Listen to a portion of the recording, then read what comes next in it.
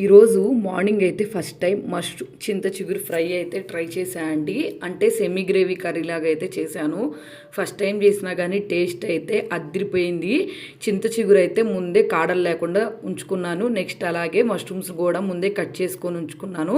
Process అయితే చెప్పేస్తాను. First బాండీ తీసుకొని అందులో కొంచెం ఆయిల్, నెక్స్ట్ అలాగే బిర్యానీ ఆకు, చెక్క, లవంగాలు, సోంపు ఈ ఫ్రై అయిపోయిన తర్వాత సన్నగా కట్ చేసుకున్న టమాటో యాడ్ చేసుకోవాలి. అది కొంచెం ఉడికిన తర్వాత సన్నగా కట్ చేసుకున్న ఆనియన్స్ వేసుకొని బాగా ఫ్రై అవనివ్వాలి. తర్వాత పసుపు, అల్లం వెల్లుల్లి పేస్టు, పచ్చిమిర్చి, కరివేపాకు వేసుకొని బాగా తిప్పుకోవాలి. ఇది కూడా కొంచెం ఫ్రై అయిపోయిన తర్వాత మనం ముందుగా కట్ చేసుకొని ఉంచుకున్న మష్రూమ్స్ అయితే వేసుకొని ఇది వేసిన తర్వాత ఆటోమేటిక్గా వాటర్ అయితే వస్తాయండి. కొంచెం వాటర్ వచ్చిన తర్వాత సాల్ట్, కారము, గరం మసాలా ఇవన్నీ మన టేస్ట్కి సరిపడినంత వేసుకొని బాగా కుక్ అవనివ్వాలి. ఇది కుక్ అయిన తర్వాత కొంచెం ఇందులోకి మనం శుభ్రం చేసుకొని ఉంచుకున్న చింత చిగురు అయితే వేసుకొని కొంచెం వాటర్ వేసుకొని బాగా సాఫ్ట్గా ఉడికేంతవరకు కుక్ చేసుకోవాలి. ఉడికిన తర్వాత దింపే ముందు కొత్తిమీర వేసుకొని బాగా కలిపేసుకొని స్టవ్ ఆఫ్ చేసుకోవడమే. కర్రీ అయితే పుల్లగా టేస్ట్ అయితే చాలా బాగుంది. వీడియో నచ్చితే సబ్స్క్రైబ్.